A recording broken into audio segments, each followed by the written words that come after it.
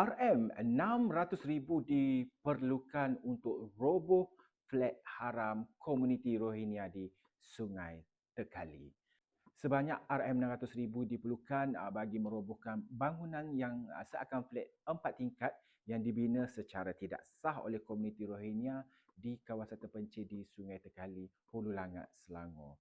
Mengikut ahli Parlimen Hulu Langat, Muhammad Sani Hamzan berkata, kertas kerja perobohan bangunan itu telah pun dibawa ke Majlis Tindakan Ekonomi Selangor MTES dan kini sedang menunggu bajet daripada kerajaan negeri.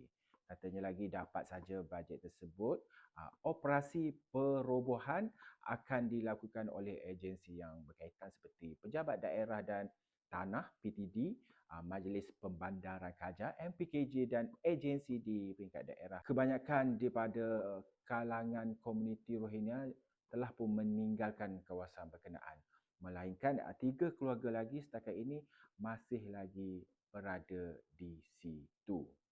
Namun yang lain semua sudah pun keluar katanya. Okey.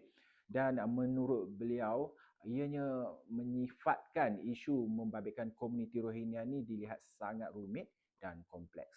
Katanya kerajaan bersama-sama Suruhanjaya Tinggi Pertubuhan Bangsa-Bangsa Bersatu dan pelarian UNHCR perlu mencari satu jalan penyelesaian bagi menyelesaikan isu pelarian Rohingya di Malaysia. Beliau juga berkata, untuk menyelesaikan isu Rohingya juga bukannya mudah ya. Selain kesannya bukan sahaja dialami oleh negara kita semata-mata. Kita boleh tangkap dan tempatkan mereka di kem tahanan. Tetapi bila ditangkap dan ditempatkan di kem tahanan itu, kos yang kita kena tanggung untuk seorang di kem tahanan adalah sebanyak RM90 sehari. Kemudian kita tidak boleh nak hantar mereka balik ke negara asal. Kalau kita hantar balik, hukuman dikenakan kepada mereka adalah mati. Ia tidak sama seperti pendata asing tanpa izin parti dari Indonesia, Bangladesh, Vietnam atau dari negara lain.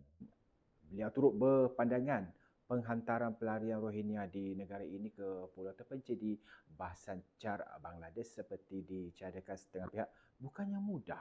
Ya? Dan ia bukannya satu isu yang senang untuk dilakukan.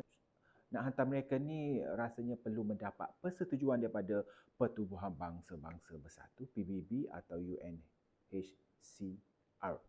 Ini disebabkan soal berkaitan keperluan kehidupan mereka itu pada saya ia satu perkara yang sangat penting.